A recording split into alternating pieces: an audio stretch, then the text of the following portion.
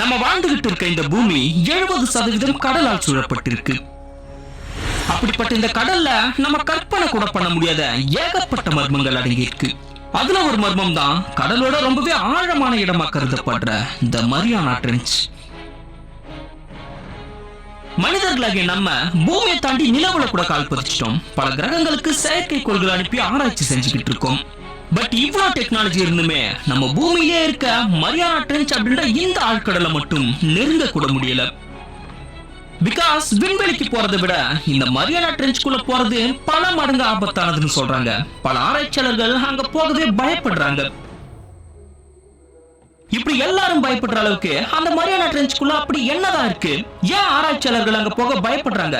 Mariana ட்ரென்ச்சோட மர்மங்கள் என்னென்ன அப்படின்றதெல்லாம் தான் மொத்தமா இந்த வீடியோல பார்க்க போறோம். அதாவது மரியானா ட்ரென்ச்சை எக்ஸ்ப்ளோர் பண்ண போறோம். சோ இந்த வீடியோ ரொம்பவே இன்ட்ரெஸ்டிங்கா இருக்க போது எங்கேயும் ஸ்கிப் பண்ணிடாம கடைசி வரைக்கும் பாருங்க. வீடியோக்குள்ள போறதுக்கு முன்னாடி நான் உங்ககிட்ட எதிர்பார்க்கறது ஒரே ஒரு லைக் மட்டும் தாங்க. சோ மறக்காம அந்த லைக் பட்டனை மட்டும் தட்டி விட்டுருங்க. அண்ட் சப்ஸ்கிரைப் பண்ணாதவங்க சேனலை சப்ஸ்கிரைப் பண்ணி முக்கியமான பெல் ஐக்கனை ஆன்ல போட்டுக்கோங்க. அண்ட் இப்போ வாங்க வீடியோக்குள்ள போலாம். பிலிப்பைன்ஸ் கடற்பகுதியில மரியானா ஐலாண்ட்ஸ்க்கு பக்கத்துல கடல் அமைஞ்சிருக்க ஒரு மிகப்பெரிய பள்ளத்தாக்கு தான் மரியானா ட்ரென்ச் அப்படின்ற இந்த ஆழ்கடல் அகழி. இது நீங்க நினைக்கிற மாதிரி கடல்ல ஒரு சின்ன சைஸ்ல குறுகலா இருக்க ஒரு ஆழமான பள்ளம் கிடையாதுங்க. இது பறந்து விரிஞ்சிருக்க ஒரு மிகப்பெரிய பள்ளத்தாக்கு. இந்த ட்ரென்ச்சோட நீளம் மட்டுமே 2550 கிலோமீட்டர், அகலம் 69 கிலோமீட்டர், இதோட ஆழம் கிட்டத்தட்ட 7 மைல்ஸ், அதாவது 11 கிலோமீட்டர். இந்த ஆழத்தை உங்களுக்கு புரியுற மாதிரி சொல்லணும்னா இந்த உலகத்தோட மிக உயரமான பகுதியா கருதப்படுற மவுண்ட் எவரெஸ்ட் கொண்டு வந்து இந்த மரியானா ட்ரென்ச்குள்ள வச்சோம்னா மவுண்ட் எவரெஸ்ட் முழுசா மூழ்கிறது மட்டும் இல்லாம சுமார் 1.6 கிலோமீட்டர் டிஸ்டன்ஸ் எக்ஸ்ட்ரா இருக்கும். அந்த அளவுக்கு ஆழமான ஒரு பகுதி தான் இந்த மரியானா ட்ரென்ச். கடல்ல இந்த மரியானா ட்ரென்ச் அப்படின்ற மிகப்பெரிய பள்ளத்தாக்கு எப்படி உருவாகி இருக்கும்னு பார்க்கும்போது அதுக்கு காரணம் பூமிக்கு அடியில டெக்டானிக் பிளேட்ஸ் இருக்கும்ல, அந்த பிளேட்ஸோட நகர்வுகள் தான் சொல்லப்படுது.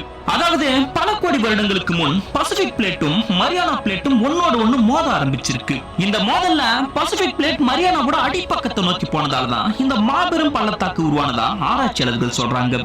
பட் நீங்க நினைக்கிற மாதிரி இது ஒரு நாள் 2 நாள்ல நடந்து முடிஞ்ச விஷயம் கிடையாதுங்க.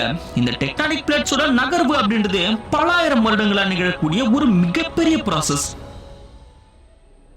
இந்த டெக்டானிக் பிளேட்ஸோட நகர்வுகள் விளைவா பூமியோட நிலப்பகுதியில் இருக்க மாதிரியே எரிமலைகள், குன்றுகள், பள்ளத்தாக்குகள், மலைத்தொடர்கள்னு பல விஷயங்கள் கடலுக்குள்ளேயும் உருவாகி இருக்கிறத ஆராய்ச்சியாளர்கள் கண்டுபிடிச்சிருக்காங்க. பட் கடலுக்குள்ள இவ்வளவு விஷயங்கள் இருக்கிறத கண்டுபிடிச்ச மனிதர்களால அதே கடலுக்குள்ள இருக்க மரியானா ட்ரென்ச் அப்படின்ற இந்த பள்ளத்தாக்குக்குள்ள என்ன இருக்கு அப்படின்றத மட்டும் கண்டுபிடிக்கவே முடியல. சொல்ல போனா அந்த பகுதியை நெருங்க கூட முடியல. அதுக்கு காரணம் ஒண்ணு அங்க இருக்க கடலோட அழுத்தம், இன்னொன்னு வெளிச்சமின்மை பிளஸ் பயம். இதை உங்களுக்கு புரியுற மாதிரி சொல்லணும்னா நம்ம வீட்டு பக்கத்துல இருக்க ஒரு சாதாரண கிணத்துல குளிக்கும் போது தண்ணிக்கடியில ஆழமா போக போக அடி வயிற்றிலிருந்து ஒரு இனம் புரியாத பயம் உண்டாக ஆரம்பிக்கும். இதை நிறைய பேர் ஃபீல் பண்ணிருப்பீங்க. இதுக்கு காரணம் அங்க ஏற்படுற வெளிச்சமின்மையும் அந்த தண்ணீரோட அழுத்தமும் தான். அந்த பிரஷரை தாங்க முடியாம தான் நம்மளோட காதுகள் கொஞ்சம் கொஞ்சமா வலிக்கவும் ஆரம்பிக்கும்.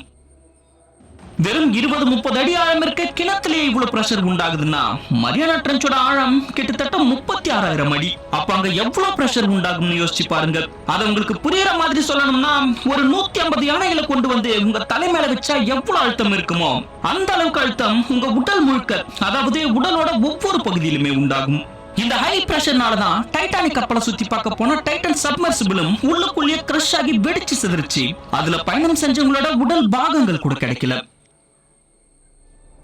இது ஒரு பக்கம் இருக்க, பொதுவா கடலுக்கு அடியில சூரிய வெளிச்சம் அப்படின்றது வெறும் 200 மீட்டர் வரைக்கும் தான் டிராவல் ஆகும். அடுத்த 1000 மீட்டர் வரைக்கும் மங்கலான ஒரு வெளிச்சமும், மேலும் 1000 மீட்டர் டிராவல் பண்ணா நம்ம கண்ணுக்கு எதுவுமே தெரியாம வெறும் இருட்டை மட்டும் தான் பார்க்க முடியும்.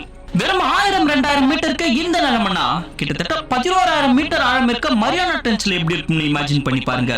அதுக்குள்ள அடர்ந்த இருளை தவிர வேற எதையுமே பார்க்க முடியாது. இந்த மரியானா ட்ரென்ச்ல நம்ம அறிவுக்கும் கற்பனைக்கும் எட்டாத ஏகப்பட்ட உயிரினங்கள் வாழ்ந்துகிட்டு இருக்கிறதா சொல்லப்படுது. இன்னும் சொல்ல போனா ஆதி காலத்துல அழிஞ்சுதா சொல்லப்படுற பல ராட்சத உயிரினங்கள் கூட இந்த பகுதியில வாழ்ந்துகிட்டு இருக்கலாம் அப்படின்னு சில ஆராய்ச்சியாளர்கள் சொல்றாங்க. பிகாஸ் ஆரம்ப காலத்துல நிலப்பரப்புல வாழ்ந்துகிட்டு இருந்த மிகப்பெரிய உயிரினங்கள் எல்லாம் பூமியில விண்கல் விழுந்த பிறகு ஏற்பட்ட தட்பவெப்பநிலை மாற்றத்தால மொத்தமா அழிஞ்சு போனாலுமே ஆழ்கடல்ல வாழ்ந்துகிட்டு இருந்த சில உயிரினங்கள் எல்லாம் தப்பி பிழைச்சி உயிர் வாழ்ந்துகிட்டு இருக்கலாம் அப்படின்றது ஆராய்ச்சியாளர்களோட கணிப்பு. பட் அப்போ பூமியில இருந்த ஆக்சிஜன் லெவல் இப்ப பல மடங்கு கம்மியாகிடுச்சு. அண்ட் பூமியோட தட்பவெப்பநிலையும் ரொம்பவே மாறிட்டதால அந்த ராட்சத உயிரினங்கள் எல்லாம் கூட எவல்வெட் ஆகி சைஸ்ல சின்னதா மாறி இருக்கலாம் உயிரோட இருந்திருந்தால். பட் இது வேற டாபிக். இத பத்திலாம் எவல்யூஷன் அப்படின்ற சீரிஸ்ல டீடைலா எக்ஸ்பிளைன் பண்ணிருப்பேன். அந்த வீடியோஸ்லாம் பாத்தீங்கன்னா உங்களுக்கு கிளியரா புரிஞ்சிடும். அந்த வீடியோவோட லிங்க் வேணும்னா மேல ஐ கார்ட்லயும் ஃபர்ஸ்ட் கமெண்ட்லயும் கொடுக்குறேன். டைம் இருந்தா செக் அவுட் பண்ணி பாருங்க. நிறைய புது புது விஷயங்களை தெரிஞ்சுப்பீங்க. சரி, இவ்வளவு ஆழத்துல இருக்க மரியானா ட்ரென்ச்சை யார் முதல்ல கண்டுபிடிச்சாங்க அண்ட் எப்படி கண்டுபிடிச்சிருப்பாங்கன்னு ஒரு டவுட் வருது இல்ல? அத பத்தி பாப்போம். சரியா 1875ல பிரிட்டிஷ் கடற்படையை சேர்ந்த HMS சேலஞ்சர்ஸ் அப்படின்ற கப்பல் கடலோட வரைபடத்தை வரையறதுக்காக கடல்ல பல பகுதிகளுக்கு போய் ஆழத்தை அளந்துகிட்டு இருந்தாங்க. அப்படி அளக்கும் போதுதான் அவங்க இந்த கடலோட மிக ஆழமான பகுதியான மரியானா ட்ரென்ச்சை கண்டுபிடிச்சாங்க. பட் அப்ப அவங்க கிட்ட இந்த டெக்னாலஜி வச்சு அளந்த போது அவங்க இந்த மரியானா ட்ரென்ச்சோட ஆழம் வெறும் 26,000 அடி, அதாவது 8 கிலோமீட்டர் தான் கணக்கிட்டு இருந்தாங்க. பின் 75 வருடங்களுக்கு பிறகு சரியா 1951ல HMS சேலஞ்சர்ஸ் 2 அப்படின்ற கப்பல் மறுபடியும் மரியானா ட்ரென்ச்சோட ஆழத்தை அளக்கலாம்னு போனாங்க. இந்த டைம் அவங்க கிட்ட கொஞ்சம் அட்வான்ஸ்டு டெக்னாலஜி இருந்தது. அதாவது இந்த டைம் எக்கோ சவுண்டர் சிஸ்டம் வச்சு அளந்தாங்க. இந்த எக்கோ சிஸ்டம் வச்சு அளந்த போதுதான் மரியானா ட்ரென்ச்சோட ஆழம் நம்ம முதல்ல கணக்கிட்டு இருந்த மாதிரி 26,000 அடி கிடையாது. இந்த ட்ரென்ச்சோட உண்மையான ஆழம் 36,000 அடி, அதாவது 11 கிலோமீட்டர் அப்படின்றத உறுதிப்படுத்தினாங்க. தென் சேலஞ்சர்ஸ் கப்பல் கண்டுபிடிச்ச மரியானா ட்ரென்ச்குள்ள இருக்க இந்த ஒரு ஆழமான பகுதிக்கு தி சேலஞ்சர்ஸ் டீப் அப்படின்னு பேரும் வச்சாங்க. அதன் பிறகு 36,000 அடி ஆழம் இருக்க இந்த சேலஞ்சர்ஸ் டீப்போட அடி ஆழத்துல என்னதான் இருக்கும் அப்படின்றத தெரிஞ்சுக்கிற ஆர்வம் உலகத்துல இருக்க எல்லா ஆராய்ச்சியாளர்கள் மத்தியிலும் எழும்பிச்சு. அதன் விளைவா 9 வருடங்கள் கழிச்சு சரியா 1960ல அமெரிக்க கடற்படையை சேர்ந்த டான் வெல்ஸ் அண்ட் ஜாக்விஸ் பிகார்ட் அப்படின்ற 2 பேர் நேரடியா இறங்கி போய் இந்த மரியானா ட்ரென்ச்சோட அடி ஆழத்துல என்னதான் இருக்கு அப்படின்றத பார்த்துடலாம்னு முடிவு பண்ணாங்க. அதுக்காக அவங்க ட்ரேஸ்ட் அப்படின்ற ஒரு ஸ்பெஷல் சப்மர்சிபிளையும் உருவாக்குனாங்க. இந்த ஒரு சப்மர்சிபிள் உதவியால மணிக்கு 3.3 கிலோமீட்டர் அப்படின்ற வேகத்துல சுமார் 5 மணி நேரம் டிராவல் பண்ணி டான் வெல்ஸும் ஜாக்விஸ் பிகார்டும் சக்சஸ்ஃபுல்லா மரியானா ட்ரென்ச்சோட அடி ஆழத்தை ரீச் பண்ணிட்டாங்க. அங்கேயே கிட்டத்தட்ட 20 நிமிஷம் சர்வே பண்ணிருக்காங்க. அப்படி அவங்க இருந்த அந்த 20 நிமிஷத்துல சுத்தி இருந்த இடங்களை போட்டோ எடுக்கலாம்னு ட்ரை பண்ணிருக்காங்க. பட் அவங்க எவ்வளவு முயற்சி பண்ணியும் அவங்களால ஒரு போட்டோ கூட எடுக்க முடியல. பிகாஸ் அந்த சப்மர்சிபிள்ல இருந்து வெளிப்பகுதியை பார்க்கிறதுக்காக வைக்கப்பட்டிருந்த கண்ணாடி ரொம்பவே சின்னதா இருந்திருக்கு. அது மட்டும் இல்லாம அந்த கண்ணாடி சேஃப்டி பர்பஸ்க்காக 2 லேயர்ஸா வடிவமைக்கப்பட்டிருந்தது. அதுல அவுட்டர் லேயர் கிளாஸ்ல உள்ளுக்குள்ள நிறைய ஃபாக் ஃபார்ம் ஆனதால அவங்களால எதையுமே கிளியரா பார்க்கவும் முடியல, கிளியரா போட்டோ எடுக்கவும் முடியல. பட் அவங்க என்னதான் போட்டோ எடுக்க முடியலனாலுமே அந்த ஆழ்கடல்ல அவங்க ஏதோ வினோதமான சத்தங்களை கேட்டதாகவும் அது மட்டும் இல்லாம அங்க சில விசித்திரமான உயிரினங்கள் வாழ்ந்து வரதாகவும் சொல்லியிருக்காங்க. இவங்க சொன்ன இந்த ஒரு விஷயம் எல்லா ஆராய்ச்சியாளர்களையுமே மிரள வச்சுது, அறிவியலுக்கே ஒரு சவால் அமைஞ்சது. பிகாஸ் கடலோட அந்த அடி ஆழத்துல நிலவக்கூடிய பிரஷர்ல அங்க எந்த ஒரு உயிரினமும் வாழ முடியாது அப்படின்னு தான் அது வரைக்கும் எல்லாருமே நினைச்சுக்கிட்டு இருந்தாங்க. பட் இப்ப அங்க உயிரினங்கள் இருக்கு அப்படின்னு இவங்க சொன்னதுமே எல்லாருமே மிரண்டு போயிட்டாங்க. தென் அங்க எந்த மாதிரியான உயிரினங்கள் இருக்கு அப்படின்றத தெரிஞ்சுக்கிற ஆர்வமும் நிறைய ஆராய்ச்சியாளர்களுக்கு ஏற்பட்டது. மறுபக்கம் அங்க போனா அந்த உயிரினங்களால நமக்கு ஏதாவது ஆபத்து நேர்ந்துடுமோ அப்படின்ற பயமும் எல்லாருக்குமே இருந்தது. சோ அடுத்த பல வருடங்களுக்கு எந்த ஒரு மனிதனும் திரும்பவும் மரியானா ட்ரென்ச்குள்ள போக முன் வரல. பிறகு 50 வருடங்கள் கழிச்சு சரியா 2012ல சிங்கம் மாதிரி ஒருத்தர் தனியா மரியானா ட்ரென்ச்குள்ள போனாருங்க. அவர் வேற யாரும் இல்ல, டைட்டானிக் அண்ட் அவதார் படத்தை டைரக்ட் பண்ண நம்ம ஜேம்ஸ் கேமரான் தாங்க.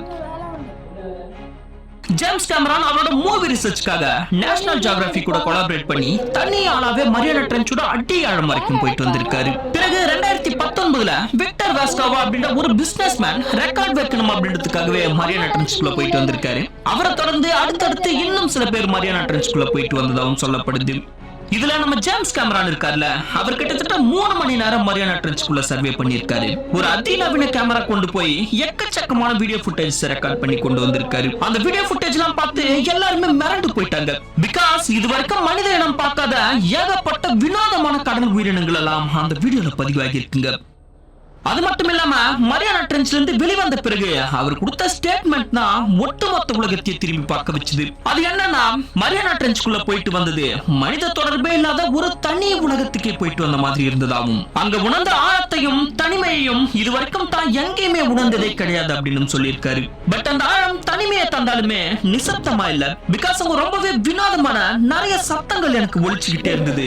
அந்த சத்தங்கள் எங்க இருந்து வந்தது, அந்த சத்தத்தை எழுப்பக்கூடிய மிருகங்கள் என்ன அப்படின்றத என்னால கண்டுபிடிக்கவே முடியல. பட் அந்த மிருகங்கள் மிகப்பெரிய வேட்டையாளிகளா இருக்கலாம் அப்படின்ற பயம் மட்டும் என் ஆழ் மனசுல இருந்துகிட்டே இருந்தது அப்படின்ற அதிர்ச்சியான ஒரு விஷயத்தையும் சொல்லியிருக்காரு. ஜேம்ஸ் கேமராவோட இந்த ஸ்டேட்மெண்ட் கேட்ட பிறகு மரியானா ட்ரென்ச்குள்ள அப்படி எந்த மாதிரியான உயிரினங்கள் எல்லாம் வாழ்ந்துகிட்டு இருக்கு அப்படின்னு தெரிஞ்சுக்க தோணுதில்ல. அதை தெரிஞ்சுக்கதான் நம்ம ஆராய்ச்சியாளர்கள் அடுத்தடுத்த வருடங்கள்ல சில ரோபாட்டிக் சப்மர்சிபிள் மரியானா ட்ரென்ச்குள்ள அனுப்பி மரியானா ட்ரென்ச்குள்ள இருக்க எல்லா உயிரினங்களையும் கேப்சர் பண்ணி வெளி உலகத்துக்கு அறிமுகப்படுத்தினாங்க. இதுல சில பயங்கரமான பிரெடேட்டர்ஸ்ல இருந்து நம்மளால நம்பவே முடியாத சில விசித்திரமான சின்ன சின்ன உயிரினங்களும் அடங்கி இருக்கு. அதெல்லாம் என்னென்ன உயிரினங்கள் அப்படின்றத தொடர்ந்து பார்த்துடுவோம். அது மட்டும் இல்லாம இதுல ஆதி காலத்துல அழிஞ்சு போனதா சொல்லப்படுற 2 மிகப்பெரிய ஜெய்ஜாண்டிக்கான மிருகங்களும் அடங்கி இருக்கு. அதெல்லாம் என்னென்ன அப்படின்றத ஒன் பை ஒன்னா பார்த்துடுவோம் வாங்க. கடல்னாலே அங்க சுறா இல்லாம இருக்காதுல்ல. சோ அந்த வகையில மரியானா ட்ரென்ச்குள்ளேயும் சில விசித்திரமான சுறா மீன்கள் கண்டுபிடிக்கப்பட்டிருக்கு. அதுல முதல்ல பார்க்க போறது காப்ளின் ஷார்க். இந்த காப்ளின் ஷார்க்க லிவிங் ஃபாசில், அதாவது வாழும் படிமம்னு சொல்றாங்க. பிகாஸ் இது சுமார் 150 இருந்து 200 மில்லியன் வருடங்களா வாழ்ந்துகிட்டு இருக்க ஒரு சுறா வகைன்னு சொல்லப்படுது. அதாவது டைனோசர் காலத்திலிருந்தே பல அழிவுகள்ல இருந்து தப்பி பிழைச்சு பரிணாமம் அடைஞ்சு உயிர் வாழ்ந்துகிட்டு இருக்காம். இதோட முக அமைப்பு இப்ப இருக்க சுறா மீன்களை விட ரொம்பவே வித்தியாசமானதா, தலைப்பகுதி ரொம்பவே நீண்டு இருக்கும். இந்த நீண்டு இருக்க தலைப்பகுதி தான் இந்த மீன் தன்னோட இறைய வேட்டையாட உதவியா இருக்கு. அதாவது மரியானா ட்ரென்ச்ல சூரிய வெளிச்சம் இல்லாம வெறும் இருட்டு மட்டும் இருக்குன்னு லாஸ்ட் வீடியோல சொல்லிருந்தல. சோ அந்த இருட்டுல இதனால இறைய பார்க்க முடியாதுல. அதுக்காக இந்த நீண்ட தலைப்பகுதியை எலக்ட்ரோரெசெப்டர்ஸ் மாதிரி செயல்படுத்தி தன்னோட இறை எங்க இருக்கு அப்படின்றத அக்யூரேட்டா டிடெக்ட் பண்ணி வேட்டையாடலாம். அண்ட் மத்த சுறாக்கள் மாதிரி இல்லாம இதோட வாய்ப்பகுதியில கிட்டத்தட்ட 3 பத்து இருக்குமா. அண்ட் அந்த ஜா அமைப்புமே பார்க்க சாதாரணமா தெரிஞ்சாலும் இது செயல்பட விதம் பயங்கரமா இருக்குங்க. அதாவது இந்த சுறா தன்னோட இறைய வேட்டையாடும் போது இதோட வாய்ப்பகுதி மட்டும் இதோட உடல்ல இருந்து டோட்டலா டிட்டாச் ஆகி வெளிய வந்து இறைய அப்படியே தப்பி பிடிச்சு விடுமா. இந்த ஏலியன் படங்கள பாத்துட்டீங்களா, அதே மாதிரி கடிச்சு சாப்பிடாதே இறைய இதோட பக்கத்துல கிரிப்பா பிடிச்சு அப்படி முழுசா விடும். இந்த காப்ளின் ஷார்க் மாதிரி இன்னொரு வாழும் படிமம் வாழ்ந்துட்டு இருக்கு. அதோட பேர் ஃப்ரில் ஷார்க்.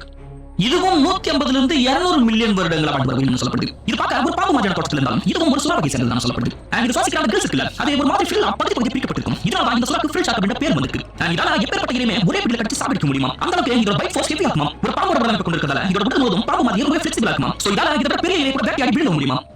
அண்ட் உலகத்தோட ஒட்டுமொத்த அனிமல்களிலேயே இந்த ஃப்ரில் ஷார்க்கோட பிரெக்னன்சி டைம் ரொம்ப அதிகம்னு சொல்லப்படுங்க. பிகாஸ் இதோட பிரெக்னன்சி டைம் 3 வருஷம். அதாவது நமக்கு 10 மாசத்துல குழந்தை பிறக்குதுல, அந்த மாதிரி ஒரு female frill shark once pregnant ஆச்சுனா 3 வருஷம் கழிச்சு தான் அதோட குட்டியை பிறக்குமா. அவ்வளவு காலம் இந்த மீன் மத்த மீன்கள் கிட்ட சிக்கி இரையாகாம வாழ்ந்து வருது எவ்வளவு கஷ்டம் யோசிச்சு பாருங்க. 3 வருஷமே கஷ்டமா தன்னோட வாழ்நாள் முழுவதுமே மத்த மீன்களுக்கு இரையாகாம போராடிட்டு வர ஒரு உயிரினம் இருக்கு. அதுதான் ஜெலிஃபிஷ். இது நம்ம கடலோர மேற்பரப்புல பார்க்குற சாதாரண ஜெலிஃபிஷ் கிடையாது. ஆழ்கடல் வாழ்றதுக்காகவே ஸ்பெஷலா எவர் வேட்டையாடி வாழ்ந்துட்டு இருக்க ஒரு அரிய வகை ஜெலிஃபிஷ். பிகாஸ் இத பார்க்கும்போது உங்களுக்கு புரியும் இதோட உடலுக்குள்ள ஒரு எலக்ட்ரிக் பல்ப் மாதிரி லைட் எரிஞ்சிட்டே இருக்குது. ஆழ்கடல்ல இதுவரைக்கும் இந்த மாதிரி ஜெலிஃபிஷ் ஒண்ணே ஒண்ணு கண்டுபிடிக்கப்பட்டிருக்கு. ஆராய்ச்சியாளர்களுக்கு இது ஒரு அபூர்வமான உயிரினமா இருக்கு. இதுல குறிப்பிட வேண்டிய விஷயம் என்னன்னா, இது எப்பவுமே இந்த மாதிரி ஒளிக்கிட்டே இருக்காது. பிகாஸ் இதோட பெரிய சைஸ்ல இருக்க மீன்கள் கண்டுபட்டா அது வேட்டையாடி சாப்பிடும்ல. சோ இதுக்கு சரியான சைஸ்ல இருக்க இறையை பக்கத்துல இருந்து போட்டா மட்டும் அப்போ இந்த மாதிரி ஒளிந்து அந்த இறையை அட்டாக் பண்ணி பக்கத்துல வச்சு அதை பிடிச்சு சாப்பிடுமா. மத்த டைம்ல சாதாரணமா சுத்திட்டு இருக்குமா. நல்ல ஸ்ட்ராட்டஜி இருக்குல்ல. ஆழ்கடல்ல மட்டுமே ஒளிஞ்சு வாழ்ந்துட்டு இருக்க இந்த மாதிரி உயிரினங்கள் மத்தியில அடிக்கடி ஆழ்கடலை விட்டு வெளியே கடலோர மேற்பரப்பை நோக்கி பார்க்குற ஒரு உயிரினம் இருக்கு. அதுதான் வார்ஃபிஷ். இதுக்கு டூம்ஸ்டே ஃபிஷ் அப்படின்னு இன்னொரு பேர் இருக்கு. இந்த மீன் பார்க்க சில்வர் கலர்ல ஒரு பாம்பு மாதிரி நீளமா தட்டையான உடலமைப்பு கொடுக்கும். இது அவரேஜா 14 மீட்டர் நீளம் வரைக்கும் வளருமா. இதோட முதல்ல நீட்டா ரெட் கலர்ல துடுப்பு மாதிரி இருக்கும். இந்த துடுப்பு மாதிரி அமைப்பினால தான் இதுக்கு வார்ஃபிஷ், அதாவது துடுப்பு மீன் அப்படின்ற பேர் வந்திருக்கு. பட் இதுக்கு டூம்ஸ்டே ஃபிஷ் அப்படின்ற இன்னொரு பேர் வரதுக்கான காரணம் வேற. பொதுவா ஆழ்கடல்ல மட்டுமே வரக்கூடிய இந்த மீன்கள் எப்ப ஆழ்கடலை விட்டு வெளியேறி கடலோர மேற்பரப்புக்கு வருதோ அப்பலாம் இந்த பூமியில பேரழிவு ஏற்பட்டதா சொல்லப்படுது. அதனால இந்த மீனுக்கு டூம்ஸ்டே ஃபிஷ் அப்படின்ற பேர் வந்தது. அதுக்கேற்ற மாதிரியே கடந்த நூற்றாண்டுல இந்த மீன் ஜப்பான் கடற்பகுதியில் தென்பட்டிருக்கும். அப்பலாம் பூகம்பம் சுனாமி போன்ற பெரிய பெரிய பேரழிவு ஏற்பட்டிருக்கு. உதாரணத்துக்கு கடந்த 2011 வருஷம் இந்த மீன் ஜப்பான் கடற்கரையில நிறைய இடங்கள் கரை ஒதுங்கி இருக்கு. இதுல நடந்த அடுத்த சில வாரங்களிலே ஜப்பான்ல மிகப்பெரிய சுனாமி வந்து அந்த நாட்டோட பாதி பாடல் சூறையாடப்பட்டிருக்கு. அதுல கிட்டத்தட்ட 20,000க்கும் மேற்பட்ட மக்கள் இறந்து போயிருக்காங்க. அதை தொடர்ந்து இப்போ 2025 இந்த மீன் ஆழ்கடலை விட்டு வெளியே கரை ஒதுங்குறத நிறைய வீடியோஸ் பார்த்திருந்தோம். இது நடந்த சில வாரங்களிலே மியான்மர் மற்றும் தாய்லாந்துல மிகப்பெரிய நிலநடுக்கம் ஏற்பட்டு 3000க்கும் மேற்பட்ட மக்கள் இறந்து போனாங்க. அதை தொடர்ந்து ஜப்பான்ல 9 மேக்னிட்யூட் அளவுக்கு மிகப்பெரிய நிலநடுக்கமும் சுனாமி வர வாய்ப்பு இருக்குன்னு சொல்லியிருக்காங்க. லாஜிக் படி பார்த்தா இந்த வார்ஃபிஷ்க்கும் நேச்சுரல் டிசாஸ்டர்ஸ்க்கும் என்ன தொடர்பு? இந்த நேச்சுரல் டிசாஸ்டர்ஸ் நடக்கும்போது இந்த மீன் எப்படி கரெக்ட்டா கரை பதிக்கு வருதுன்னு ஒரு குழப்பமா இல்ல. அதை பத்தி சொல்லணும்னா இந்த சுனாமி நிலநடுக்கம் போன்ற நேச்சுரல் டிசாஸ்டர்ஸ்லாம் எப்படி உருவாகுது, அது ஆழ்கடல் வாழ மீன்களுக்கு எப்படி முன்கூட்டி தெரியுது அப்படின்றத பத்தி டீடைலா எக்ஸ்பிளைன் பண்ணி ஒரு ஃபுல் வீடியோ நம்ம சேனல்ல போட்டுருக்கேன். அந்த வீடியோ லிங்க் நான் மேல ஐகானில் ஃபர்ஸ்ட் கமெண்ட் கொடுக்குறேன். இந்த வீடியோ ஃபுல்லா பார்த்து முடிச்சிட்டு அப்புறம் அந்த வீடியோஸும் பாத்துருங்க. நிறைய புது புது விஷயங்கள்